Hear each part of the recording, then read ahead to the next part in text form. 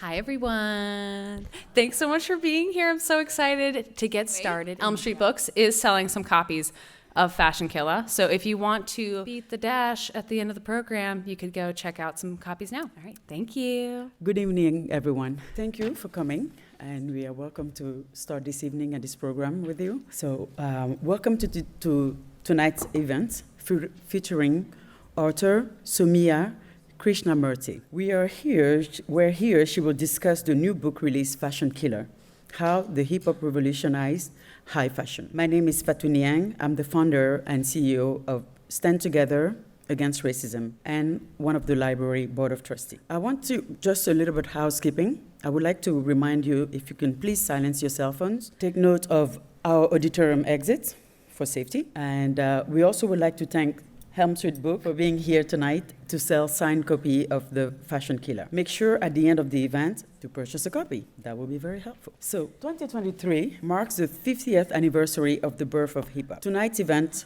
will feature Sowmya Krishnamurthy, a music journalist and pop culture expert. Her work has been featured in Time, Rolling Stone, Complex, XSL, Playboy, Highsnobiety, and NPR.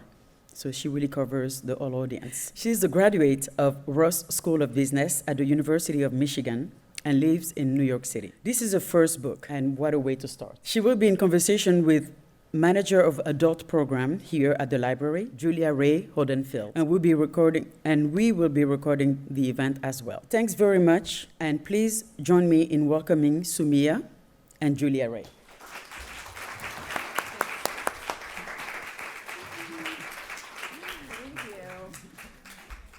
Hello, everyone. And I should mention to you, Sowmya, Okay, hello, everyone. Welcome to tonight's amazing program featuring Sowmya Krishnamurthy and her book, Fashion Killa: How Hip Hop Revolutionized High Fashion. I'm so excited to have you here tonight, your first library. This is my first library event. So first of all, thank you to everyone who came out on a school night. You could have been anywhere else, but you decided to be here. And I actually brought my parents. And it's funny, growing up, my mom always took us to the library. That was something that is so vivid in my mind. I think a lot of you can attest that when you are a kid and you finally get your own library card and you can check out anything that you want. And I always wanted to check out the adult books, the big books. I couldn't understand them, but it was just cool to have like Stephen King and all of those things in my repertoire. So I think libraries are so important, and I love that everyone just kind of came out, and it's just a great sense of community. Absolutely. There's a huge community for libraries, but also for hip hop. And you have created something here that fills a big gap in the literature. And I'm also curious, for our audience, before we dig into the meat of the book, which was, by the way, released yesterday. So you are catching this book super early on the book tour. And it's already checked out. So yes. Not too bad, right? Yeah, pretty good. I'm just curious, can you fill me and the audience in a little bit about your background? How did you come from a small town in Michigan to a highly prolific music journalist and soon-to-be best-selling author, and probably already are best-selling author of this book? What was your journey like to get here? So it's interesting. I grew up in Kalamazoo, Michigan. And outside of me and Derek Jeter, I don't think anyone else knows where that is. But growing up in a small town, you have such a great perspective of the outside world. And for me, hip hop was something that always just inspired me. And at a very young age, I knew I wanted to work in the industry. I was 13 and I have no connections to the industry.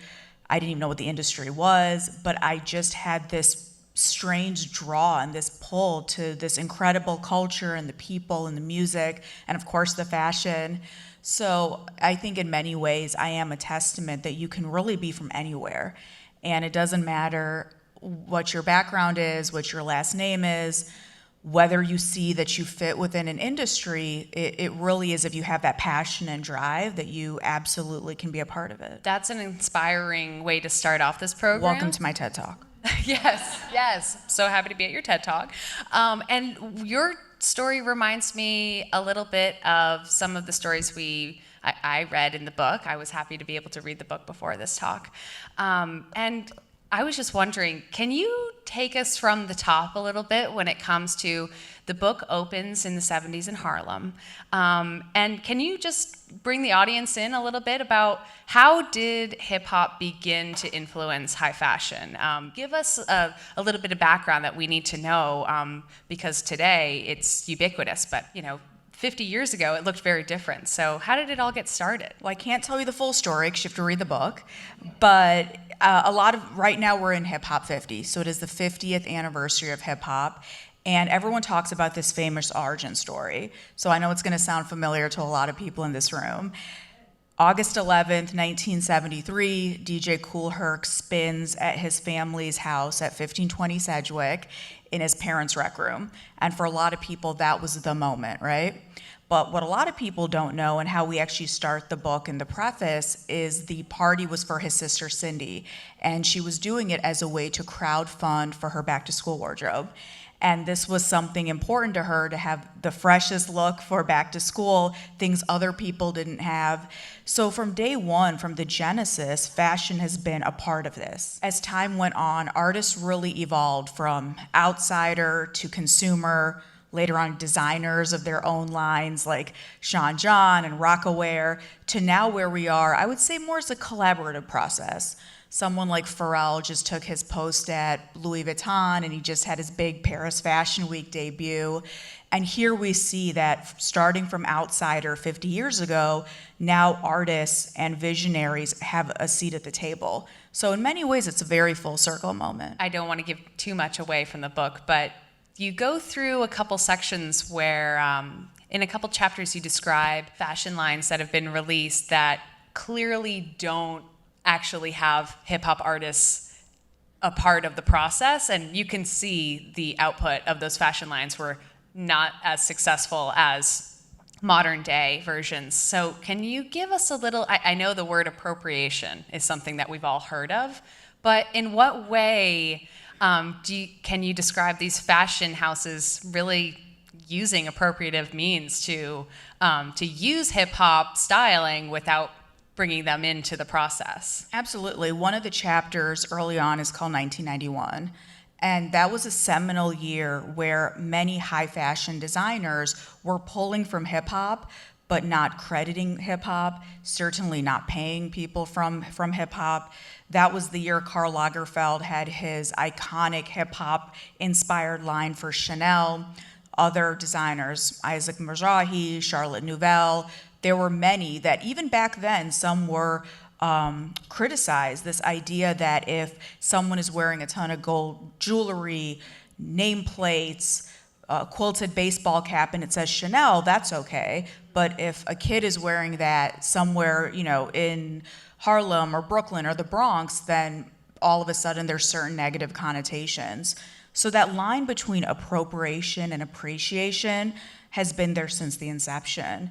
And I would argue even now, although we've made many strides forward, you'll always see certain designs or ad campaigns and wonder, did no one in the room raise their hand and say, this might be a bad idea? Yeah, that's not cool. But that's where oftentimes social media comes in and plays cleanup, right? So in many ways, there have been strides forward, but of course, true inclusivity, true representation is the ultimate goal. It's funny that you bring up social media because it has changed so many elements of our life, and definitely agree that a lot of people take to social media with their apology videos after making, boo-boos. But one thing that, I'm a 96 baby, I'm technically a millennial.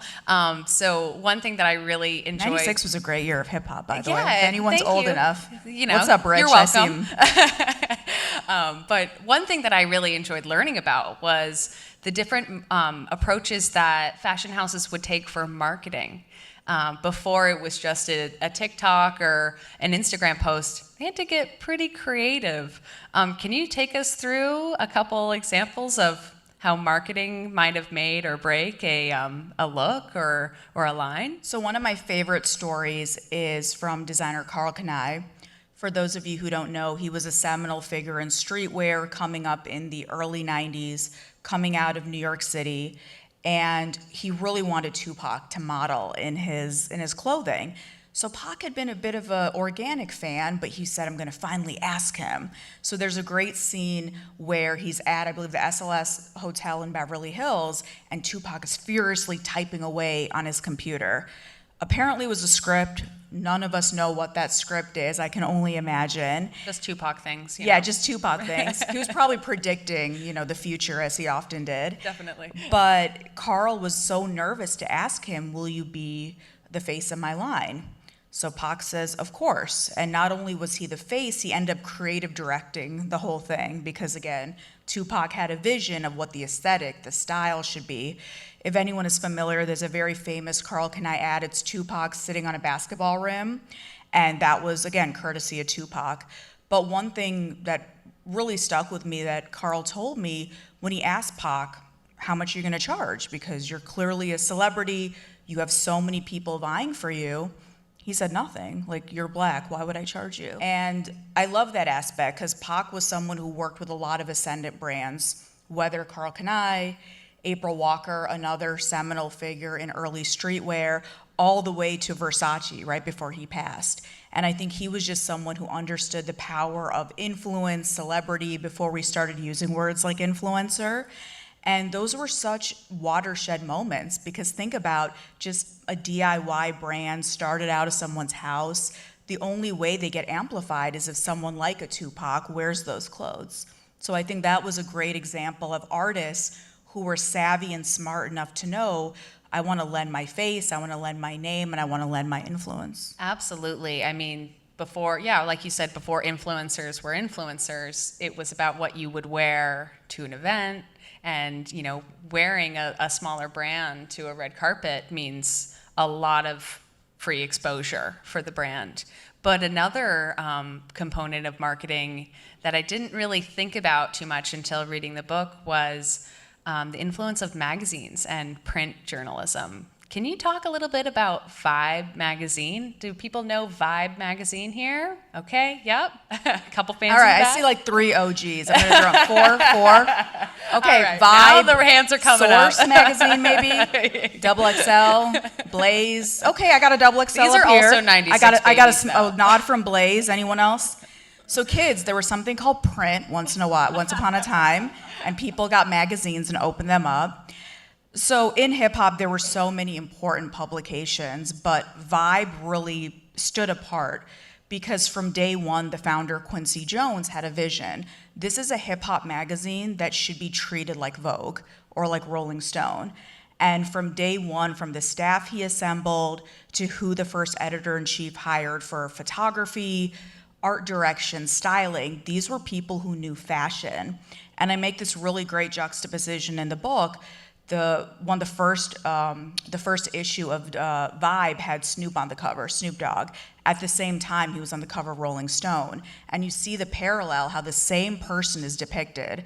On Rolling Stone, he's wearing very sort of like West Coast hip-hop attire, sort of menacing look. When you look at Vibe, his skin is gleaming. It looks like a work of art, actually.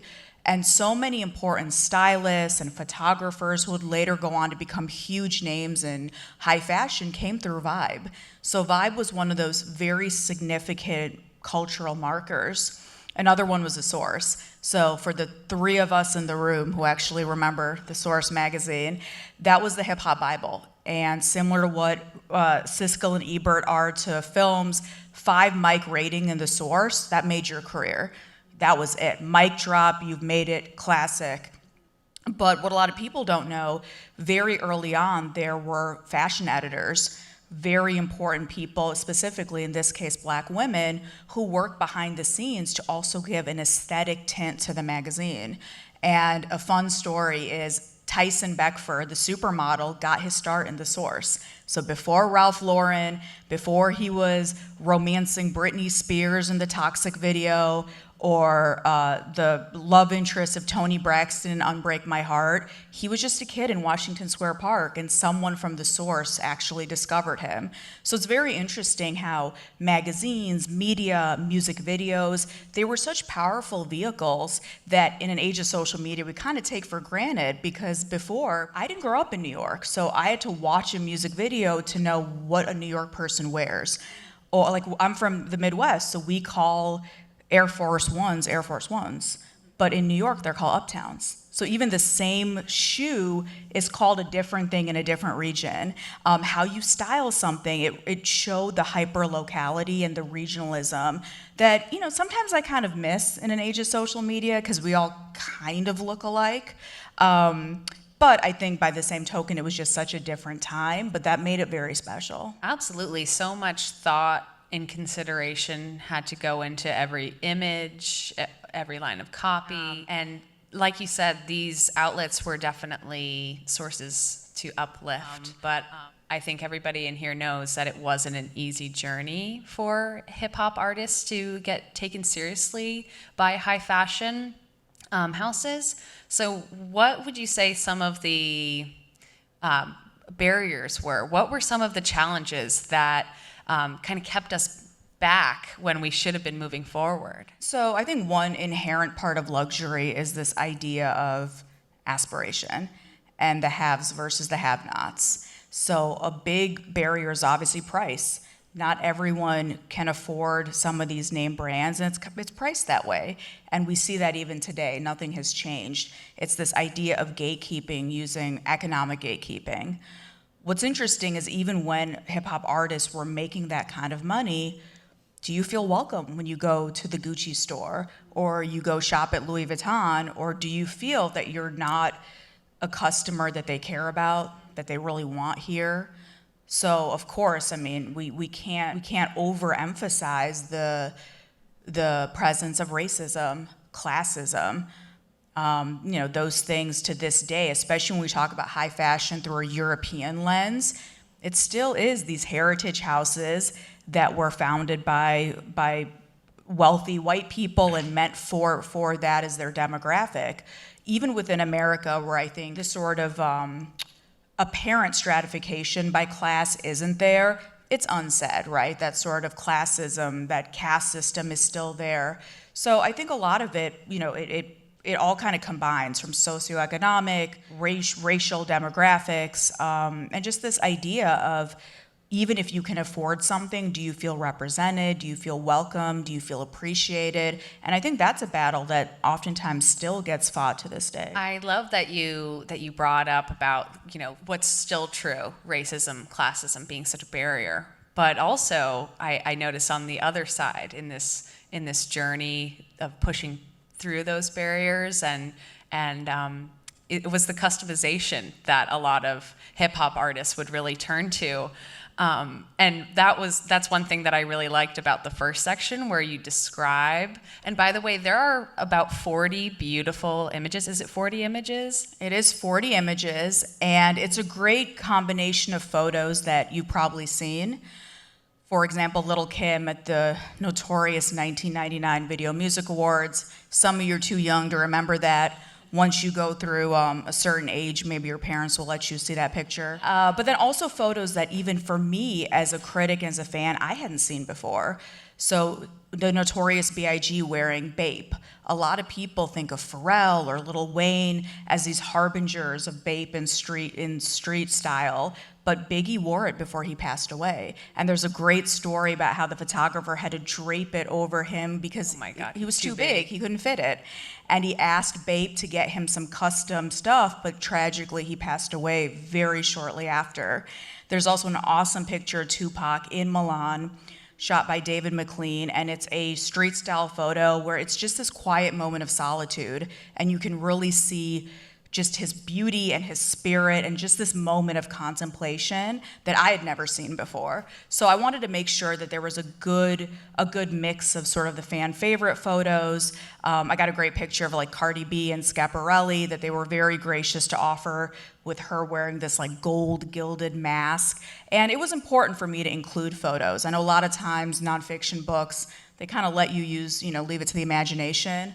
Full disclosure, the author has to pay for the picture, so that's probably why. But this way I said, you know what, we got to do it right, as this is the first anthology, so I had to do the photos. I'm so glad you did, because what was so fun was, you write such and by the way, this book really does read so quickly. It's not like a traditional nonfiction book. I mean, yeah, I didn't want it to be a textbook. No. No offense to anyone who likes reading textbooks, but oftentimes when you're talking about something like hip hop through a literary lens, in my opinion, it's either way too esoteric, where you need 5 degrees to understand what they're saying. I'm like, oh, that's what you meant.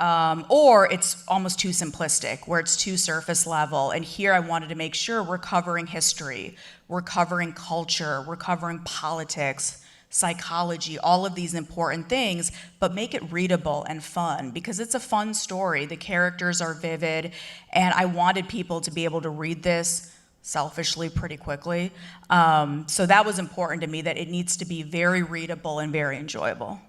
And it certainly was. And once you all buy your copies at Elm Street Book and pick it up and read it, you'll definitely... That's what we call a sales plug. Right? You'll definitely agree with me. And I loved being able to reference those pictures while I was reading them, and, trying to imagine, because, how this whole hip-hop influencing fashion started, it seems to me, was a lot of customization. Can you tell us a little bit more about this customization? Because these hip-hop artists were not just picking off anything off the rack and rocking it. Can you tell us a little bit about that? Customization has been so important. I'm wearing my nameplate today. Okay, and I had to get it customized because they don't make a Sowmya nameplate.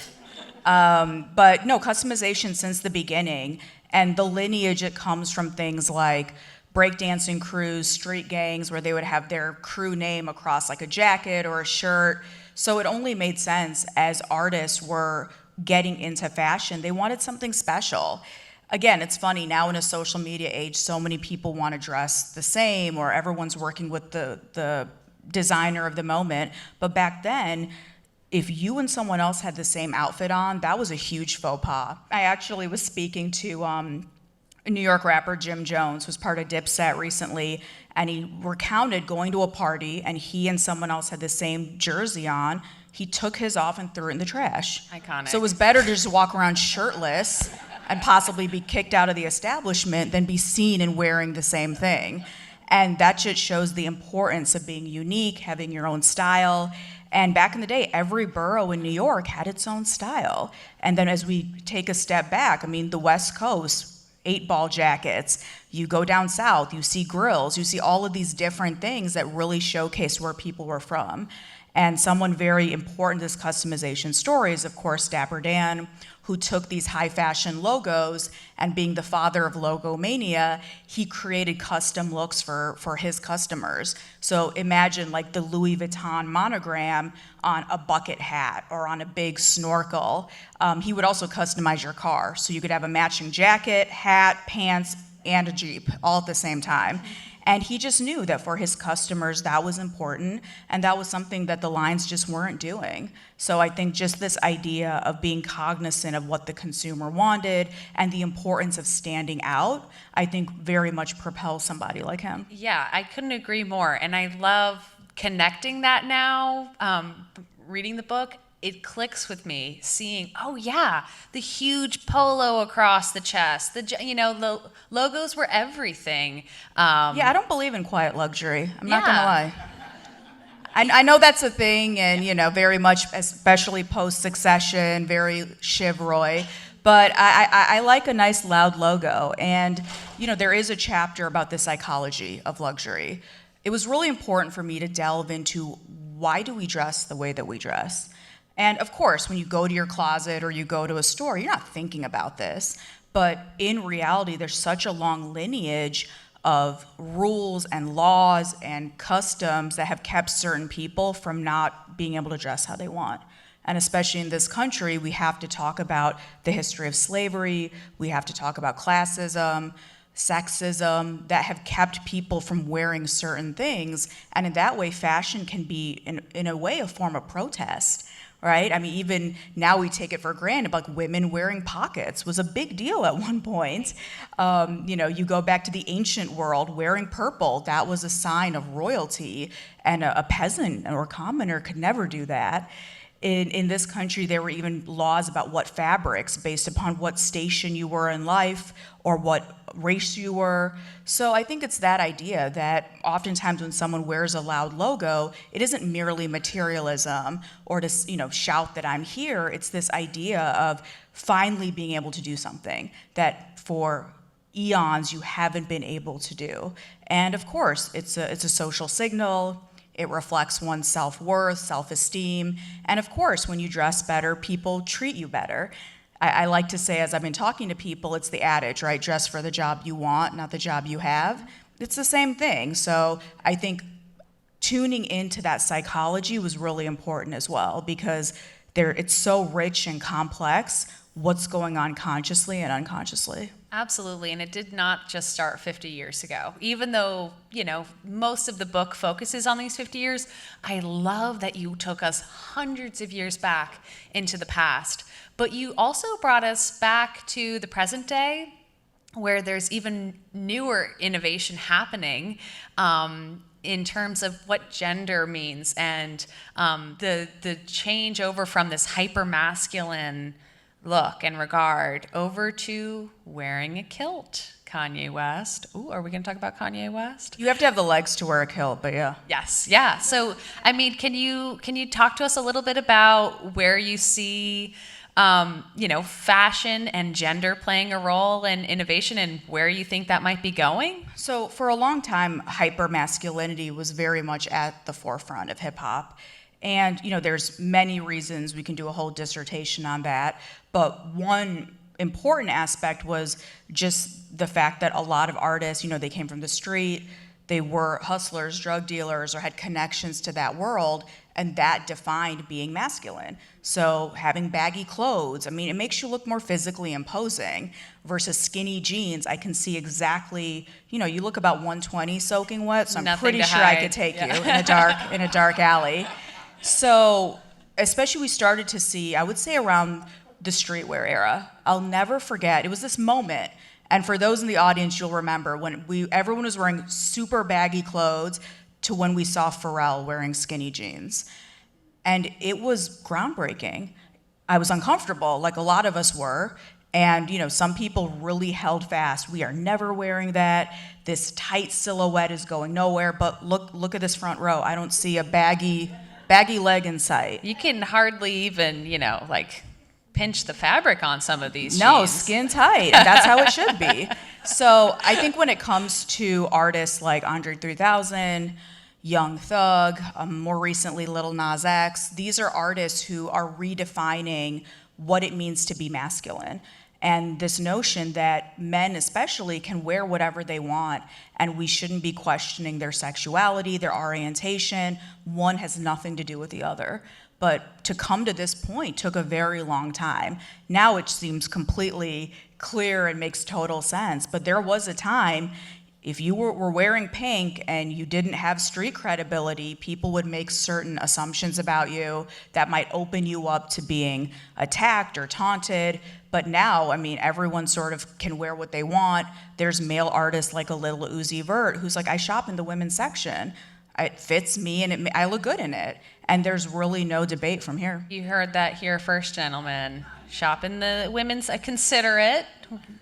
You might get a better fit. And vice versa. I think even Yes, for women too, exactly. right? Because Yeah. in the beginning, women were still trying to be respected as MCs. So you had artists like MC Lyte or Queen Latifah who oftentimes wanted to dress like one of the guys. So this way, focus on my talent, don't focus on my physique, certainly don't try to gender me and put me within a categorization, but later with people like Lil' Kim, Foxy Brown, and now of course Nicki Minaj, Cardi B, Ice Spice, the list goes on, women are challenging those notions as well. Like one can be respected, but also embrace their femininity and sexuality as they define it. There are so many things that I want to I want to talk to you about this book all night.